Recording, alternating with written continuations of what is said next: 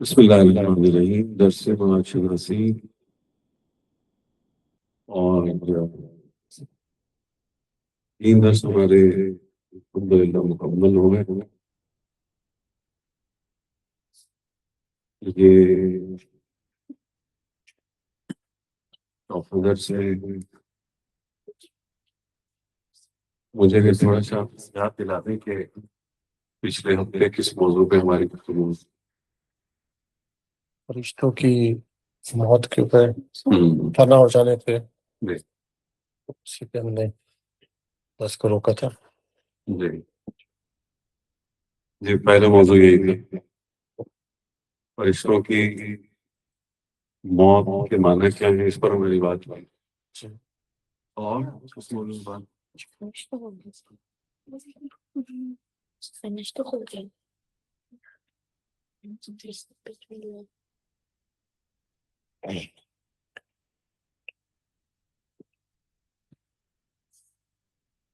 چلیں آج شروع کرتے ہیں. موت کی حقیقت کیا ہے؟ موت کے معنی، موت کی حقیقت. یہاں میرے پاس تین نظریات ہیں. ایک شیخ اشراق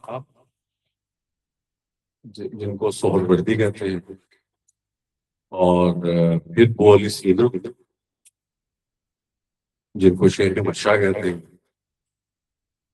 اور بلا صدر المطالعین صدر الدین شیرازی. شیخ اشراق بھی ہمارے اسلامی فلسفی تھے اور ابو علی سینا بھی، اور اسی طرح بلا صدر بھی.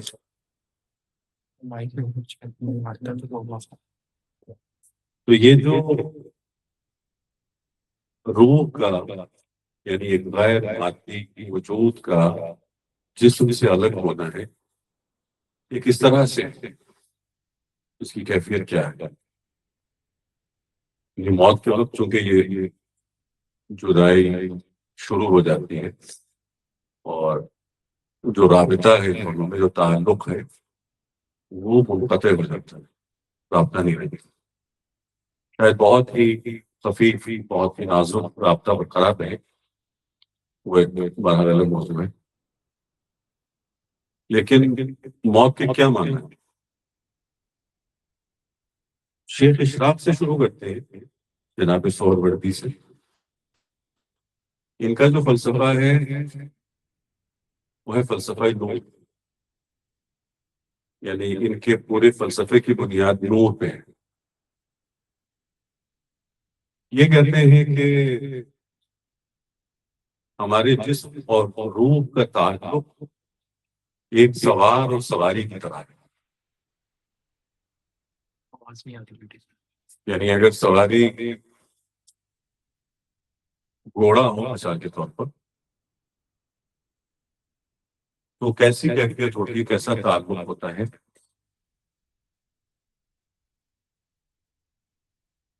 روح ان کے بقول روح پہلے سے موجود ہے، روح پہلے سے موجود ہے، روح پہلے سے زندہ ہے. ان بچوں کو ہم الگ الگ بٹھا دیتے ہیں تاکہ انشاءاللہ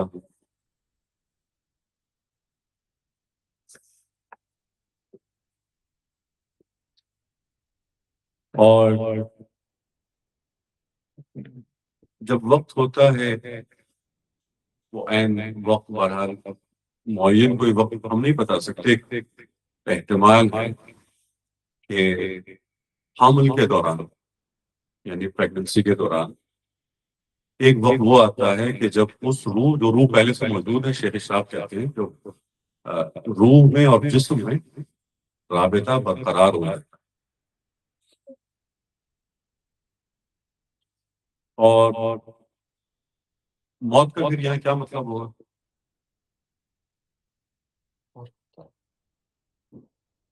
منقطع ہو جائے جب آپ. کیوں ہوتا ہے؟ وجہ کیا ہے؟ یہ رابطہ کیوں منقطع ہو جاتا معین برزخ میں جسم نہیں جا سکتا. جسم ٹائم اور موشن اسپیس کا ہوتا ہے. ہے؟ بسم اللہ پھر کہیں. ٹائم اور اسپیس پہ قید ہے جسم باڈی. صحیح ہے. موت کیوں واقع ہوئی؟ میں پھر کہہ رہا ہوں کیوں یہ رابطہ کیوں منقطع ہو جاتا ہے؟ کیوں؟ معین وقت کے لیے آپ نے بتایا تھا کہ معین وقت کے لیے ہاں وہ تو ہے معین وقت ہے لیکن وجہ ہونی چاہیے. عالم کا فرق ہے. یہ اس عالم کی ریات اور کے مطابق جسم کی احتیاج ہے. اگلے عالم میں جیسے پچھلے عالم زر میں نہیں تھی تو آگے بھی نہیں ہے, تو اس وجہ سے ضرورت نہ ہونی چاہیے. مطلب جسم کا سروائیول ادھر ہی ہے. جسم یہی تک اس وجہ سے آج کو بھائی کو پھنسا ہے. خواتین میں آواز نہیں چاہ رہی ہے. خواتین میں آواز نہیں چاہ رہی ہے. مائک تھوڑا پانی قریب. ہاں جی ابھی شاید جی جسم سے ہی تعلق ہے. قریب تو جسم سے ہی تعلق ہے. یعنی اگر موت واقع ہوتی ہے تو جسم کی وجہ سے, تو وہ وجہ آپ مختلف اسباب بتا رہے ہیں. اصل میں جب انسان محسوس کرتا ہے کہ اب یہ میرا بدن بہت زیادہ کمزور ہو گیا, اب یہی نا سواری ہے, تو وہ محسوس کرتا ہے کہ اس سوار میں اب دم نہیں, چھوڑ دیتا ہے. یعنی جو ہمارا نفس ہے, شاید کبھی روح کہوں کبھی نفس کہوں, لیکن شاید انشاءاللہ دوسری یا تیسری جلد میں ہمیں اندازہ ہوگا کہ روح اور نفس میں فرق. میں نفس کہوں گا یہاں پہ, یعنی جب نفس کو یقین ہو جائے کہ اب اس جسم میں اتنی طاقت نہیں ہے کہ یہ میرے کام انجام دے سکے, تو پھر مصمم ارادہ کرتا ہے کہ میں چھوڑ دوں. اور جو ینگ ایج ہو جاتے ہم جو بات کر رہے ہیں وہ ایک عمومی وہ ہے, اور اس میں جو بعض ایکسیپشنز ہیں ان میں بھی ہم سب چھوڑ سکتے ہیں.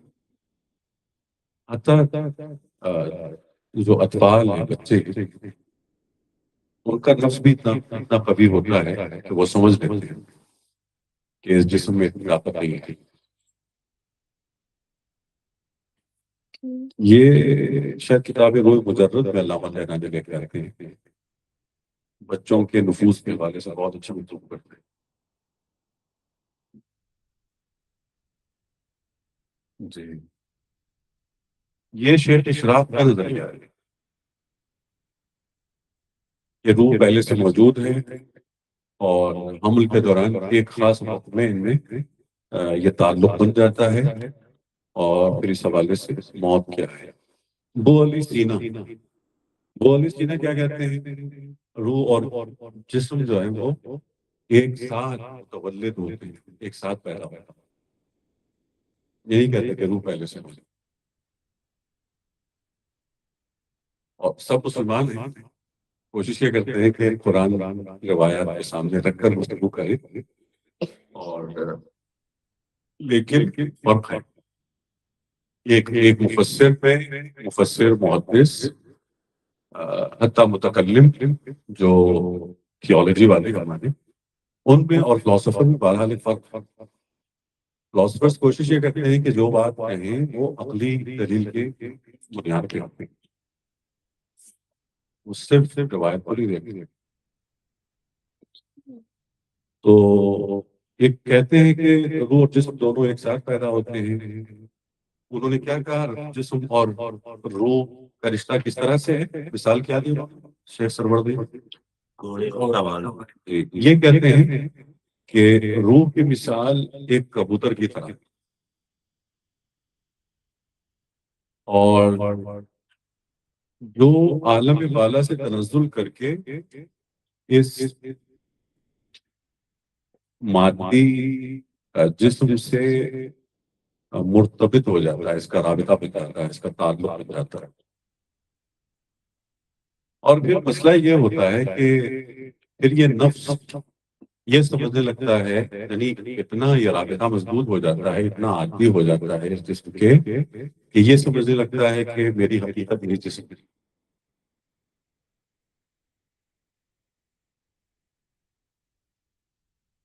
اور موت کے وقت یہ کبوتر اپنے کمالات کے ساتھ واپس عالم بالا کی طرف چلا جاتا ہے اپنے کمالات کے ساتھ. یہ شیخ وہ علی سینا کا نظریہ ہے. ملا صدرہ کیا کہتے ہیں؟ آپ نے تو نا ان کا نظریہ موت کے بارے میں.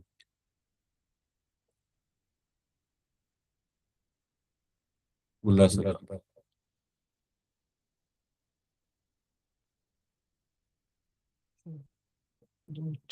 مغرب میں زیادہ لوگ ہی پہچانتے ہیں ان کو، لیکن اسلامی فلسفے میں یہ سب سے آگے ان کا نظریہ قرآن کے بھی بہت بہت قریب ہے اور دلائل بھی بہت مضبوط ہیں،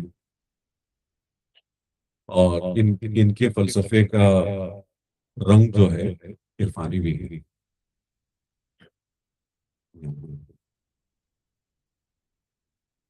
آپ نے کبھی نہیں سنا کچھ ان کے بارے میں، یا سوری ان کا جو نظریہ ہے موت کے بارے میں نہیں سنا کبھی آپ نے؟ میں نے نہیں سنا. اچھا، اگر میں ایک کلو دے دوں آپ کو، حرکت جوہری، حرکت جوہری کے ذریعے سے یہ اس بات کو ثابت کرے. ذہن میں نہیں ہوگا. مجھے شعر ہے کہ اجسام کا ہونا، اور پھر کچھ اس طرح کا شعر ہے کوئی ایک، ہاں زندگی کیا ہے اچھا. سعودی اجسام کا بھی گھر جانا، کچھ اس طرح کا تھا. حرکت جوہری میں تھا کچھ اس طرح کا شعر. جوہر کس چیز کو کہتے ہیں؟ جوہر کیا ہے؟ جول جول کوئی قیمتی جول. ہاں، کسی لیکن چیز کی فلسفے کی زبان پہ کیا ہے؟ کسی چیز کا اپنی پیک پہ ہونا، کسی بھی چیز کا جوہر مطلب وہ پھر اس سے آپ کا اس کی اصل اساس اصل اساس ذات ذات ہماری حقیقت نفس. اور جوہر کے مقابلے میں ایک لفظ استعمال ہوتا ہے عرض، فلسفے میں آراز. آراز ہماری جو صفات ہیں، ہمارے اوصاف، ہمارے خصوصیات، آسان زبان میں کہہ رہا ہوں تاکہ زیادہ صرف ذات جو ہے وہ اصل ہے، حقیقت ہے، جسے جوہر کہتے ہیں فلسفے میں. ہماری خصوصیات آراز ہیں. ان آراز میں، ان خصوصیات میں، ان صفات میں تبدیلیاں ہوتی رہتی. فلسفے میں جو یہ حرکت ہے نا، حرکت جوہری جو ہے، حرکت یعنی تبدیلی.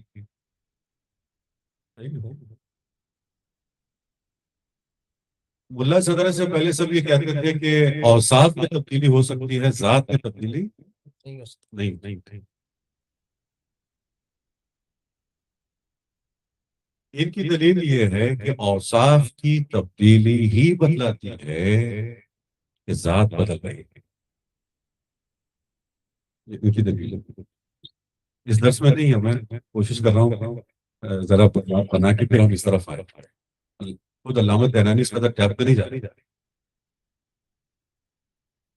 تو مثال جیسے دیتے ہیں کہ آپ زمین میں ایک دانہ ڈالتے ہیں، ہے وہ دانہ BGC، کل آپ کو تناور درخت ملتا ہے، آپ اسے درخت کہیں گے یا سیڈ میں؟ ذات میں تبدیلی ہوئی یا نہیں؟ اب اس بنیاد پہ اب سنیں ان کا نظریہ. یہ کہتے ہیں کہ روح اور جسم دو الگ چیزیں نہیں، بلکہ ارتقا پانے والی ایک ہی حقیقت ہے.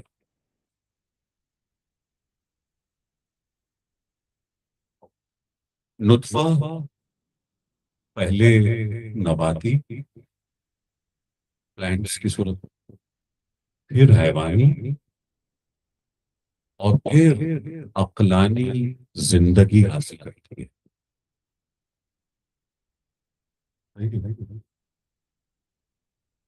اور جب عقلانی ہو جائے، جب عقلانی ہو جائے اس وقت یہ غیر عقلی ہو جاتی ہے، اممیٹیریل ہو جاتی ہے. پہلے یہ ذات کیا تھی؟ میٹیریل. اب میٹیریل کی اپنی جگہ پہ ہے، اب اممیٹیریل بھی ہو رہی ہے، یہی ذات ہے.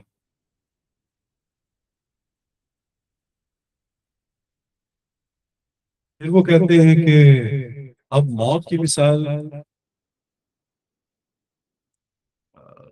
جو لے کر آتے ہیں ایک خلائی راکٹ کی طرح،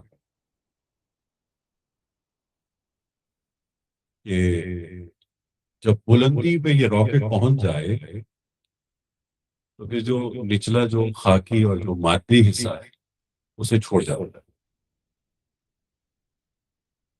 اب اس کی ضرورت نہیں.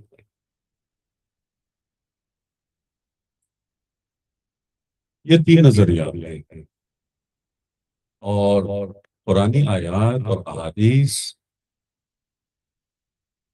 کو صحیح سمجھنے کے لیے ملا صدرہ کا فلسفہ بہت مددگار ہے. علامہ طباطبائی اگر اپنی تفسیر میں اتنے کامیاب ہیں وہ اسی وجہ سے، کیونکہ وہ اس فلسفے کے نہ صرف استاد تھے بلکہ اس فلسفے کو اور آگے لے کر گئے.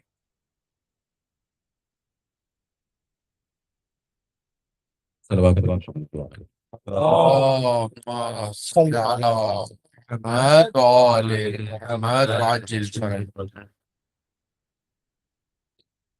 یہ آیت غالباً سورہ واقعہ کی ہے. فَكَشَفْنَا عَنْكَ غِطَاءَكَ، اور ہم نے تمہاری نظر کے سامنے سے پردے کو ہٹا دیا.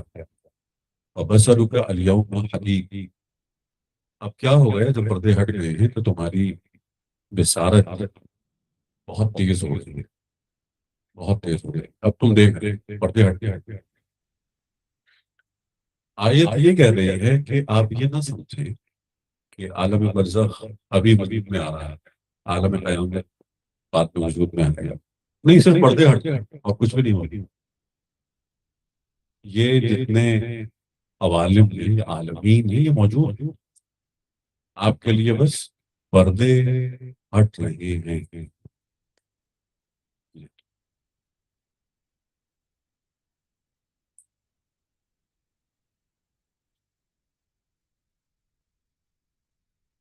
پھر علامہ طحرانی ایک خوبصورت واقعہ نقل کرتے ہیں اسی پہلی ہی جلد میں، غالباً چوتھے یا پانچویں درس میں. حاجی مومن کے نام سے ایک صاحب ہیں، وہ کہتے ہیں کہ ہم شیراز سے پہلے قم آئے اور قم سے روانہ ہوئے مشرق کی طرف مولا امام رضا علیہ السلام کی زیارت کی. تو راستے میں اپنے شاید بالکل وہ جو آخری حصہ ہے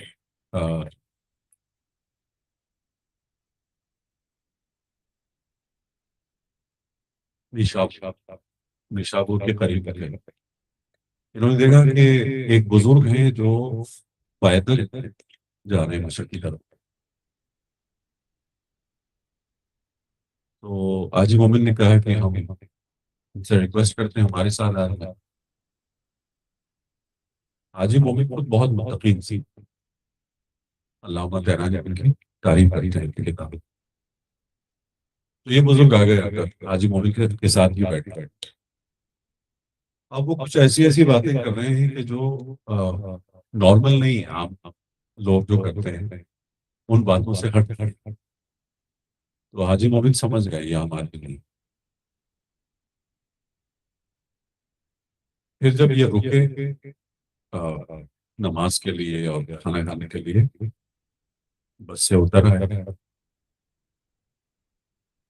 تو ان صاحب نے ان کو الگ کر کے کہا حاجی مومن صاحب آپ میرے ساتھ کھانا کھائیں، ان کے ساتھ نہ کھائیں، جو آپ کا قافلہ ہے کاروبار ہے ان کے ساتھ نہ کھائیں، آپ میرے ساتھ کھائیں۔ ان کے پاس مختصر شاید روٹی، کچھ سبزی اور شاید خشک مل رہی۔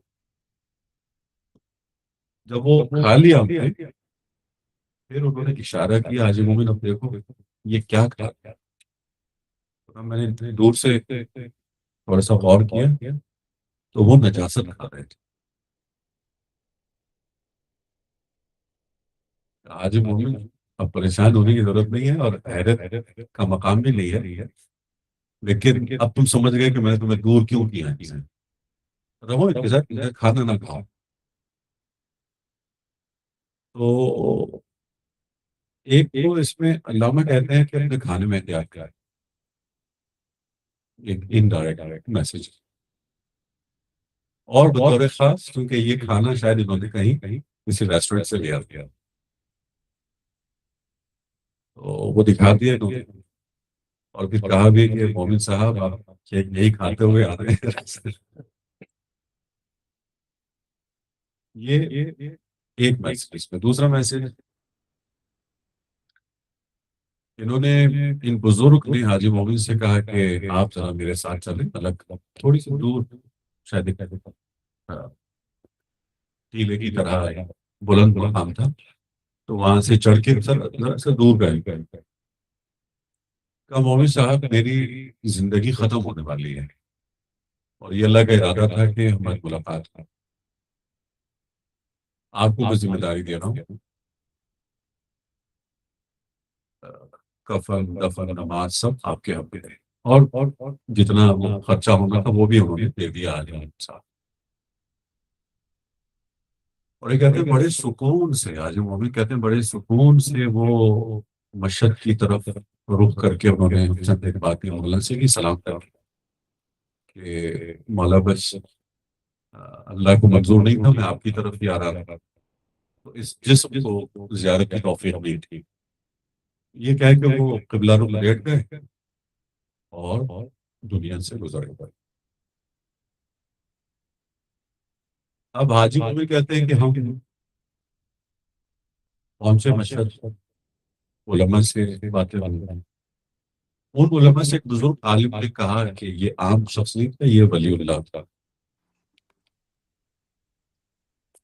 اور جتنا پیسہ دیا تھا اتنا ہی خرچہ ہوتا تھا۔ یہ مختصر واقعہ ہے جو اس کتاب میں موجود ہے۔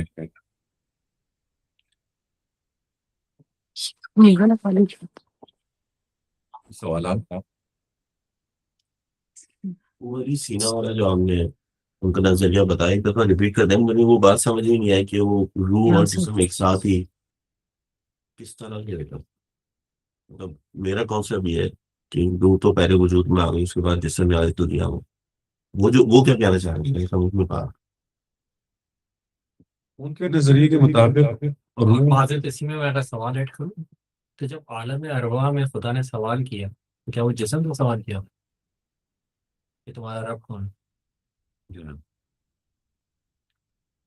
ان کے نظریے کے مطابق روح اور جسم دونوں ساتھ خلق ہیں، اوپر ہی ساتھ نہیں دونوں ساتھ اوپر نہیں، ادھر جب جسم خلق ہوتا ہے تو فوراً اسی وقت روح بھی خلق ہو جاتی ہے۔ اور اس حوالے سے کوئی اور سوال تو نہیں ہوگا؟ نہیں، یہی ہے۔ یہاں کون سا حصہ آپ کے لیے مطلب پیچیدہ ہے؟ یہ پیچیدگی ہو رہی ہے کہ میرا یہ کانسیپٹ تھا کہ روح تو اوپر عالم ارواح میں کریٹ نہیں ہو گئی پہلے سے، تو ان کا نظریہ پھر جب وہ کہہ رہے ہیں ایک ساتھ کریٹ ہو رہی ہے، اس کا کیا مطلب ہے کہ جسم اور روح ایک ساتھ کریٹ ہو رہا، یا میں غلط سمجھ رہا ہوں کچھ؟ نہیں، بات صحیح ہے، آپ صحیح کہہ رہے ہیں کہ روایات سے اور بعض آیات سے بھی پتہ چلتا ہے کہ روح پہلے سے موجود ہے نا، جی نفس پہلے سے موجود تھی، لیکن یہ اس طرح سے نہیں سمجھ رہے۔ ملا صدرہ بھی اور ابو علی سینا بھی. فلسفہ ہے بارہ. جی اب اس میں یہ ہے کہ دو تین ایسے چیپٹرز ہیں ملا صدرہ کے فلسفے میں بھی اور ابو علی سینا کے فلسفے میں بھی, اور یہ ہو سکتا ہے کہ ہم خلاصہ ہوگا اگلی نشست میں پیش کریں. بالکل. کہ کنفیوژن ایک تو وہ عالم اروا میں جب سوال ہوا اس کی, جی اور پھر جب جناب آدم کا خلق کیا تو پھر قرآن میں ہے کہ پھر روح اس میں پھوٹی, تو یعنی روح اور جسم دو الگ چیز تھے. پہلے جسم خلق ہوا پھر بعد میں روح. مطلب پھر جب سوال کیا تو سوری ہاں نہیں نہیں جب سوال کیا تو اس وقت بھی جو سوال کیا نا کہ وہ دونوں الگ تھے, یعنی وہ دونوں ایک ساتھ وجود میں نہیں ہے. مجھے حیرانی کافی ہو رہی ہے کہ مجھ جیسا بندہ سمجھ رہا ہے مطلب یہ پرانی آیت سے بالکل ہی مختلف بات کی ہے.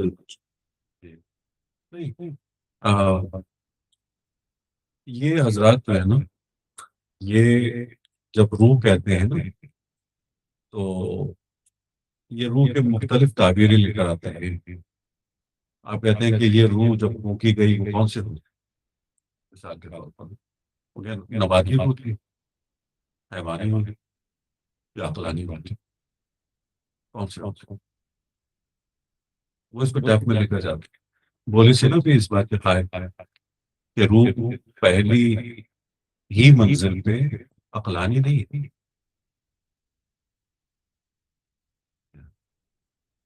یہ جو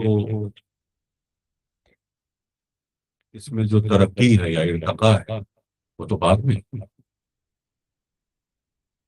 اور روح کی ترقی, روح کا ارتقا ہی اصل میں مقصد زندگی ہے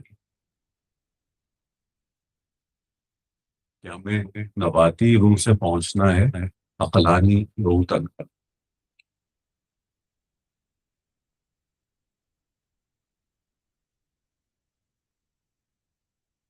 یہ جو سفر روح طے کرتی ہے یہ اسی دنیا میں آگے طے کرتی ہے. جی تو پھر آپ نے جو فرمایا تھا کہ جب روح اپنی بلندی تک پہنچتی ہے تو جسم اور روح الگ ہو جاتے ہیں. غالباً وہ ملا صدرہ کا.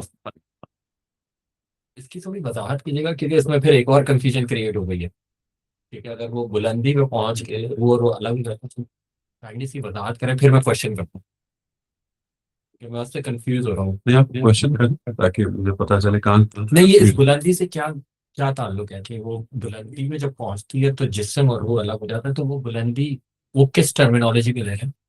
وہی عقلانی روح. عقلانی. عقلانی روح یعنی جب روح عقلانیت پہ پہنچ جاتے ہیں, روح جب مکمل طور پر مجرد ہو جائے, حیوانیت سے اور نباتیت سے نکل آئے گا, تب یہ اسی کی مثال ہے.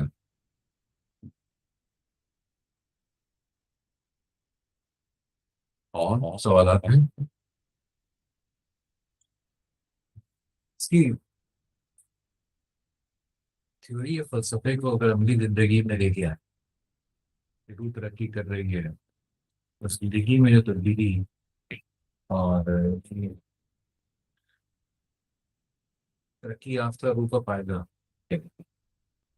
زندگی تو ٹھیک ہے جنت ہو گئی اور ان کے ساتھ دوسرے ارواح آدم ارواح, اس کو کیسے ہم کو ریلیٹ کریں کہ ایک ترقی یافتہ روح اس دنیا میں گزرنے سے اس طرح سے اس کا اثر ظاہر ہوتا ہے اور فائدہ سب ہوتا ہے. پہلی بات تو یہ ہے کہ جب روح عقلانی ہو جائے تو اسے یقین ملتا ہے, وہ شکوک سے دور ہو جاتا ہے, وہ شخص, وہ انسان. اور اب چونکہ وہ شکوک و شبہات میں نہیں ہے تو عملی دنیا میں وہ ایک بہترین انسان, اور حقائق یعنی عالم ملکوت میں جہاں تمام موجودات کے حقائق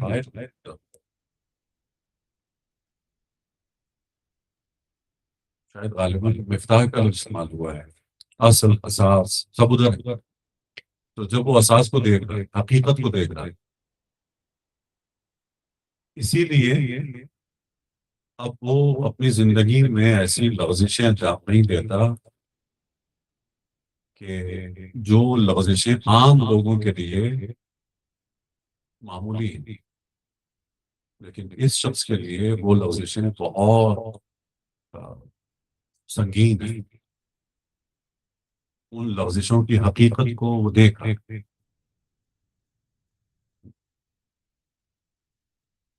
اس طرح مولانا جعفر صادق علیہ السلام کے ہیں حدیث کے اللہم صلی علی محمد۔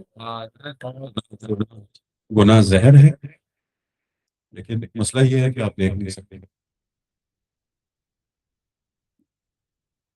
اور واجبات، عبادات، مستحبات کہ جو بہت پرانی موجودات ہیں، آپ عمل کے ذریعے ان سے متصل ہو جاتے ہیں، آپ کا رابطہ بن جاتا ہے ان سے، لیکن دیکھنے والے دیکھتے ہیں جو ارتقا کی اس منزل پہ ہے۔ ڈفرینٹ جو فلسفے ہیں اس میں سے ہم کوئی بھی اڈاپٹ کر سکتے ہیں، یا اس کے کوئی آگے بھی اس کے اوپر کوئی مطلب کنسنسس ڈیولپ ہوا ہے کہ کون سا فلسفہ کتنا زیادہ اتھینٹک ہے؟ کیونکہ 3 ڈفرینٹ نظریات ہیں، کیسے ہم ان کو جمع کر سکتے ہیں یا کلیئرٹی لا سکتے ہیں؟ ملا صدرہ کا جو فلسفہ ہے نا، وہ اس وقت سب سے آگے ہے،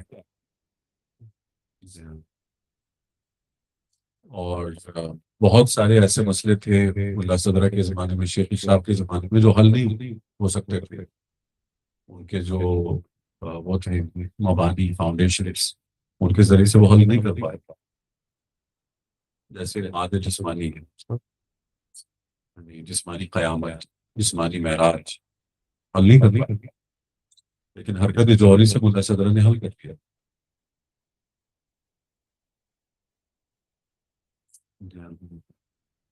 بہت متقن، بہت مضبوط فلسفہ ہے۔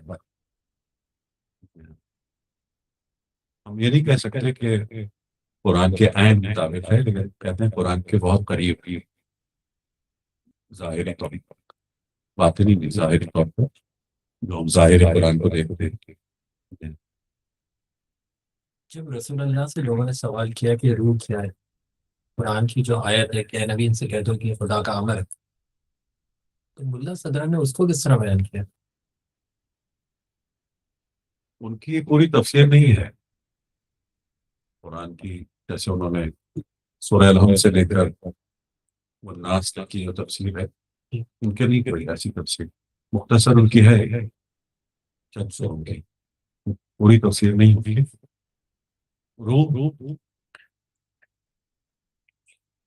روح جو ہے، اور وہ ایک اور روح بھی ہے نا، روح عظیم، تو علامہ تہرانی لے کر آئیں گے اس بحث میں آگے چل کر کہ وہ جو سب سے عظیم روح ہے وہ کیا ہے، اس کی حقیقت کیا ہے، اور اس روح کا تعلق باقی تمام ارواح سے کیا ہے، یہ سب لے کر آئیں گے۔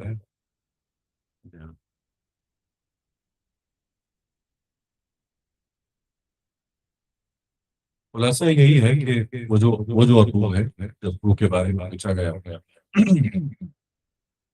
تو خلاصتاً احادیث سے جو ملتا ہے کہ تمام ارواح کو اس روح سے زندگی ملتی ہے،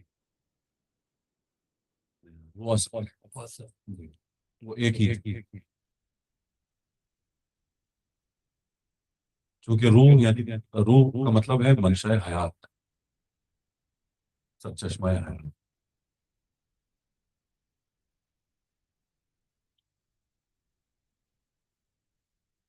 تو یہ ایک اور اصطلاح، لیکن وہ جو اصل روح ہے وہ باڈی سے کنیکٹڈ ہے۔ وہ ارواح ہے، انسانوں کی ارواح، جی ہماری ارواح۔ ویسے تو ہر موجود کی اپنی روح ہے نا، جی تو ہم تو فی الحال انسانی روح کی بات کر رہے ہیں۔ ان تمام ارواح انسان نباتات جمادات حیوانات جی تمام موجودات کی ارواح وہ زندگی اس روح سے مل رہی ہے.